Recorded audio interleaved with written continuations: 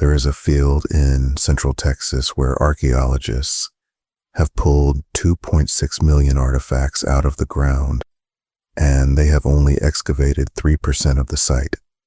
Sit with that for a second.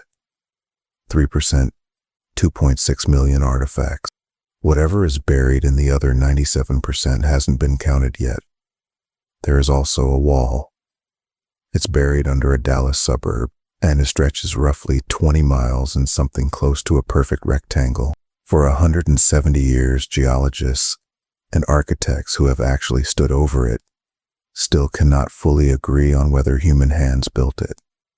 Texas sells itself with the Alamo. The Alamo is 289 years old, and it's a fine building with a real and bloody history. But the structures in this video are not 289 years old. They are somewhere between 1,000 and 20,000 years old, and almost nobody talks about them because ancient mysteries don't sell t-shirts the way a battle does. We are counting down 10 of them. The deeper into the list we go, the stranger the sites get, and the number one site on this list didn't just get discovered. It helped rewrite when archaeologists think the first humans reached this hemisphere at all. If you want the history that's been sitting underneath the state everyone thinks they already understand, subscribe, because we do this most weeks, and the list only grows stranger the longer we look for it. So we begin the way any countdown should, from the bottom, with the site fewest people in Texas have ever heard the name of. Some of these 10 are natural formations nobody has fully explained. Some are man-made structures that flatly outdate anything in an American history textbook. One of them broke a theory that had stood unchallenged in American archaeology for 50 years. None of them are legend. They are documented, excavated, and in most cases sitting quietly under land somebody drives past every day without knowing it's there. Number 10. In Victoria County, on a low rise above the Guadalupe River, there is a site that once held more than 200 human burials. It is not on a tourist map. There is no visitor center, no gift shop, no brown highway sign. Most people in Victoria, the nearest city of any size, have never once heard the name Morhiss. Here's the first strange thing about it. When a Works Progress Administration crew excavated the site in the 1930s, during the worst of the Great Depression, the archaeologists on the dig initially believed they'd found an artificial mound, a deliberately built earthwork, like the ones rising out of the Mississippi Valley. Further excavation between 1938 and 1940 disproved that. The rise was natural, an old floodplain terrace left behind by the river, but for more than 10,000 years, native peoples kept choosing that exact knoll above the water. Generation after generation, they came back to it. That's the part nobody has ever fully explained. Gatherer groups don't typically maintain a centralized burial ground across millennia. They move with the seasons and the game. They forget a place, or their children do. The people of the lower Guadalupe didn't. For at least 5,000 years, families carried their dead back to the same patch of dirt. That same rise was already functioning as a cemetery while the pyramids were being raised in Egypt and while the first stones were being set upright at Stonehenge in England. The grave goods make it stranger. Excavators recovered bone tools, projectile points, necklaces strung from rattlesnake vertebrae, carved deer antlers etched with patterns that echo rattlesnake markings, and ornaments made from marine shell hauled up from the Gulf Coast. These weren't objects somebody grabbed off the ground nearby. Somebody had traveled for them or traded for them deliberately and, it seems fair to say, ceremonially. Then around 1,000 years ago, the heavy use of the site simply ended. It was largely abandoned. Today, the artifacts are curated at the Texas Archaeological Research Laboratory in Austin, and the knoll itself sits quietly in a pasture, slowly eroding, known to almost no one. A 70-foot limestone cliff rises above the Concho River, roughly 3 hours northwest of Austin. And on that cliff face, for thousands of years. Somebody, actually many different somebodies, kept painting. The wall holds more than 1,500 pictographs, ranging from roughly 170 to 2,000 years old. Animals, human figures, geometric symbols, sun, shield, things nobody alive today can fully read. Here's what makes it strange. This isn't one culture's gallery. The paintings were laid down by multiple different cultural groups across many centuries, and every one of them chose the same wall. The family that owns the land says as many as 300 different cultures may have camped here across that span. There are limestone cliffs scattered all over central Texas. Something about this one specific 70-foot face kept drawing people back, generation after generation, with pigment and a brush. Long after the people who painted it first were gone, the site sits on private land. The Sims-Campbell family has owned it since the 1880s, when D.E. Sims bought the property specifically because he'd seen the paintings being vandalized and decided somebody needed to protect them. His granddaughter, Kay Campbell, runs the tours today. Between them, that family has arguably done a better job preserving these paintings than most government-managed sites in the country have managed with their own, because the Sims family understood what they had before anyone else did. If you've made it this far, this is usually where we ask you to consider liking the video and subscribing. It costs nothing, and we keep finding things hiding in plain sight that almost nobody else is willing to talk about. Let's keep going. Off Highway 21 near Alto, in the pine forest of East Texas, 3 large earthen mounds rise out of the trees. Construction began around 800 AD, with most of the major building happening between 1100 and 1300 AD. And the process itself is what really gets you. When a Caddo leader died, the community burned the temple standing on top of the mound. Then they covered the ashes with a fresh layer of dirt, carried in by hand, basket by basket, and built a new temple on the exact same spot. Layer by layer, generation after generation, the mound simply grew. Each layer is a funeral. Each layer is also a rebuilding. The burial mound at the site may contain as many as 90 individuals across multiple interments. And archaeologists believe many of them were elite members of Caddo society, along with their attendant, a burial practice known from other complex Mississippian-era cultures elsewhere in North America, but rarely associated with the woodlands of East Texas specifically. In April of 2019, an EF2 tornado tore through the site and destroyed the visitor center. The mounds themselves survived.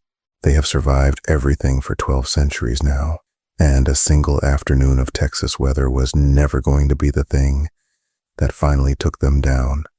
Today, the site is protected as the Caddo Mounds State Historic Site, historically managed under the Texas Historical Commission. 5 minutes northeast of El Paso, 3 massive syenite rock hills rise straight out of the Chihuahuan desert floor. Inside them are natural stone basins called huecos, Spanish for hollows that collect rainwater.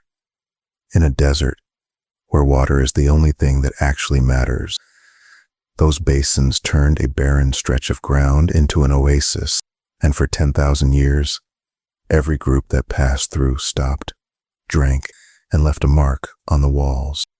The result is more than 3,000 pictographs and petroglyphs, layered on top of each other across centuries. Hueco Tanks holds the largest known collection of mask pictographs anywhere in North America, over 200 of them, painted primarily by the Jornada Mogollon people, who occupied the region from roughly 450 to 1480. The masks have round eyes, geometric features, and almost otherworldly quality. Many of them depict Tlaloc, a Mesoamerican rain god, which suggests religious influence traveled hundreds of miles north from central Mexico to reach this exact spot in the desert. The state park now limits access to 70 people a day. That's the whole cap, 70. Most areas require a guided tour. One careless touch, one piece of graffiti, one person leaning against a 5,000-year-old painting for a photograph, and something irreplaceable is gone for good. The protection is strict because what's at stake is real. Picture standing at the base of one of those rock hills. The desert is silent, except for the wind. Above you, painted in red and black and white, are faces someone walked days through open desert to draw. Because they'd finally reached water, and they were grateful enough to paint gods onto the stone. 10,000 years of human gratitude, and only 70 people a day are allowed to stand in front of it. Underneath the city of New Braunfels, where tourists float the Comal River holding a drink in one hand, sits one of the longest, continuously occupied locations in North America. Excavations near the headwaters of the spring have turned up artifacts dating back more than 13,000 years into the Paleo-Indian Clovis era. The springs themselves are the answer to why. They're the second largest spring system in Texas, and they've flowed continuously for at least 13,000 years. Where there's water, there are people. And here, the people never really left. This era hunters camped at these springs. Period gatherers camped here after them. Spanish missionaries built here. German settlers built here later still. The same square mile of ground has supported human life continuously since the tail end of the last ice age. The strange part is what keeps turning up in the deepest layers. Stone tools made from materials that don't occur anywhere nearby. Some of them traveled hundreds of miles to end up at this exact spring. That means trade networks were already operating across central Texas during the late ice age, and that whoever was moving those stones knew this particular spring was worth the journey. The tubers floating over it today are just the latest names in a line of visitors stretching back to a time when mammoths were still walking through Texas. Plains Indians are supposed to live in teepees and follow the bison herds. The people who built the Antelope Creek Ruins did not get that memo. Scattered across the Canadian River Valley and the Texas Panhandle are the remains of villages built from stone slab houses, rectangular, contiguous rooms, long entryways facing east, central fire pits, sleeping benches, and upper walls built from wattle and dog. Some structures were single-room dwelling, others were multi-room, up-style blocks with rooms physically connected to each other, in a layout that closely echoes the way Pueblo settlements were built far to the west in New Mexico. The architecture looks like it belongs to the Southwest, but the people who lived in it were Plains Indians, most likely Caddoan-speaking ancestors of the Wichita or the Pawnee. They are one of only two Plains village cultures in all of North America ever known to routinely build in stone masonry. The other was the buried city complex along Wolf Creek. Nobody has ever fully explained why these specific groups on these specific plains chose stone construction when every other plains culture around them built in hide and wood. They farmed corn, they hunted bison, they quarried flint, and they traded for turquoise from the southwest and shell from distant coastlines. Then, between 1450 and 1500 AD, they vanished. Drought, conflict, absorption into their trading partners farther north. Nobody is certain which. They built villages designed to stand for centuries, and then within a single generation, the people who lived in them packed up and walked away for good. The walls are still standing along the Canadian River Valley. The people who built them are not. 45 minutes south of Austin in the city of San Marcos, there's a lake where tourists ride glass-bottom boats and point out turtles to their kids. Below those boats, sitting in the silt at the bottom, is one of the most significant archaeological sites on the entire continent. Some archaeologists believe it may be the oldest continuously inhabited place in all of North America. The artifacts recovered from Spring Lake date back at least 12,000 years. Some sediment cores hint at human activity going back as far as 19,000 years, which would make the site older than Gault, the site we'll close this list with. The reason Spring Lake stayed hidden for so long is the strangest part of its story. In 1849, settlers dammed the San Marcos River to power a grist. The dam flooded the springs and the ancient village sites strung along the banks. For the next 175 years, everything left behind by 12,000 years of continuous human habitation sat sealed under 10 to 12 feet of clear 7-degree spring water. That water did quietly and for free what museums spend millions of dollars trying to do. It preserved everything: bone, wood, teeth, stone tools, even organic material that should have decomposed centuries earlier, all of it held intact by the cold water and the silt sitting above it. Then, in 1950, somebody built an amusement park directly on top of it. Guarena Springs ran for nearly 50 years. Tourists watched performing mermaids in an underwater theater. A swimming pig named Ralph dove off a platform for the crowd. A trained chicken played tic-tac-toe in an arcade cabinet. And the entire time, 12-year-old Clovis artifacts sat undisturbed in the lake bed, directly beneath the show. Nobody knew. The first scientific underwater excavations didn't begin until 1978. Led by archaeologist Joel Shiner, divers surfaced with Clovis-era spear points, fragments of mammoth bone, the remains of ancient fires, and tools made from materials that had traveled hundreds of miles to get there. The Coahuiltecan people called this spring Ajahuac Yana, meaning spirit spring, and considered it the place of their origin. The Tonkawa called it Kana Kana Yana Tetlo, the warm water. Both names predate any written record of the place. Texas State University bought the property in 1994, dismantled what was left of the amusement park, and turned the site into the Meadow Center for water and the environment. The glass-bottom boats still run today. Visitors ride directly over an active underwater excavation site, and most of them never realize what's beneath the hull. This next one is going to take a little longer, because what was confirmed about it in 2025 deserves the time.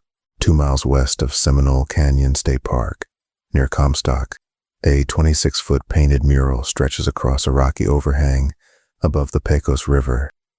It is roughly 4,000 years old. The pigments are iron ochre, manganese, lemon, and gypsum, mixed with bone marrow, applied with brushes made from yucca fiber and human hair.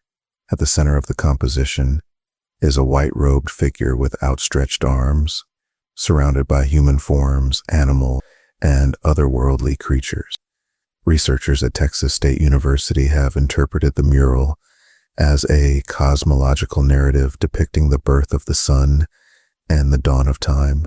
It belongs to the Pecos River style, a rock art tradition that a November 2025 study in the journal Science Advances dated back 6,000 years, with the same core symbol system maintained continuously for more than 4,000 of those years. For a sense of scale, the Roman Empire lasted about 500 years. This one painting tradition ran 8 times longer than that. Dr. Jean Clots, a French prehistorian who has studied rock art on every inhabited continent, put it directly. In his considered opinion, after seeing rock art on every continent, the Pecos River rock art is second to none, and ranks among the very best bodies of rock art anywhere in the world. That's not a line from a tourism brochure. That's a global expert on record saying the best ancient paintings on the planet might be sitting in a Texas canyon most people have never heard of. Then, also in 2025, researchers showed a recurring motif from the murals, a crenellated arch, to Wixárika elders in western Mexico. The elders recognized it instantly. They told the researchers it represents a sacred mountain, and that the undulations running along its sides are a ladder the sun climbs each morning to leave the world below, and descends each evening to return to it. A symbol painted onto a Texas canyon wall 4,000 years ago is still recognized on site by indigenous people in Mexico today. That's not simply continuity, That's a belief system that has outlasted every empire in recorded history. 25 miles east of Dallas is a town literally called Rockwall. Most of the people who live there today have no idea why. In 1852, 3 settlers digging a well hit something hard underground. They kept digging. What they found looked like a wall of stacked stone blocks, stretching far past the boundaries of their well. Over the following 170 years, the formation has been documented at no fewer than 16 locations across Rockwall, Collin, and Dallas counties. It runs roughly 20 miles in a rough rectangle, about 4 miles wide and 7 miles long, covering more than 20 square miles of ground. Some sections reach 40 feet in height. The stones appear stacked in rows with something resembling mortar between them. Here's where the argument starts and never quite ends. Most geologists say it's a natural sandstone dike, formed over 80 million years ago, when sand-filled cracks in the earth hardened over an unimaginable stretch of time. In 2013, forensic geologist Scott Walter examined a section of it for the History Channel and concluded it was natural, but he also called the fracture pattern unique and admitted it looked exactly like stacked masonry blocks. Then there are the things that keep the argument alive. Old newspaper reports describe archways with arch stones holding back collapse, door-like openings, a stone-lined passage leading to a vaulted chamber. In 1949, a piece was excavated that appeared to carry ancient script. A metal ring was found embedded in one of the stones. An architect who studied the formation in 1996 concluded that the evidence for a prehistoric human structure was mounting. Geologist John Geisman, in a CBS interview, said it was virtually impossible for these formations to have taken shape above the Earth's surface naturally. 2 credentialed experts, the same wall, opposite conclusions. 170 years of arguing, and the formation just keeps sitting there, underneath subdivisions and strip malls and a Chick-fil-A parking lot, refusing to be conclusively explained either way. The town is literally named after it, and most of its residents have never once gone to see it. A farmer named Henry Gault owned a piece of land near Florence, on the Williamson-Bell County line, along Buttermilk Creek. In 1929, an archaeologist dug there and found artifacts. Then for 70 years, essentially nothing happened. In the late 1990s, a University of Texas archaeologist named Michael Collins finally excavated the site properly. He called it one of the largest concentrations of Clovis artifacts he had ever encountered in his career. He used his own money to acquire the land, formed a nonprofit around it, and donated the site to the Archaeological Conservancy so it would stay protected. Over the following decade, archaeologists and volunteers from around the world excavated roughly 3% of the site. They pulled out 2.6 million artifacts. That is not a typo. From 3% of the ground, more than 650,000 of those artifacts date to the Clovis era, making Gault one of the largest and most important Clovis sites anywhere in North America. But the discovery that actually broke everything was deeper down. Below the Clovis layers in older sediment, archaeologists found tools that predated Clovis culture by 2,000 to 4,000 years. Optically stimulated luminescence dating placed the oldest layers at somewhere between 16,000 and 20,000 years old. Gault became one of the key pieces of evidence that dismantled the Clovis first theory, the idea dominant in American archaeology for 50 straight years, that human beings first arrived in the Americas roughly 13,500 years ago. Gault helped prove they were here considerably earlier than that. The evidence doesn't stop there. Just downstream, at a nearby site along that same Buttermilk Creek, archaeologist Michael Waters led a separate research team that published its findings in the journal Science in 2011. describing tools recovered from soil dated to more than 15,000 years old.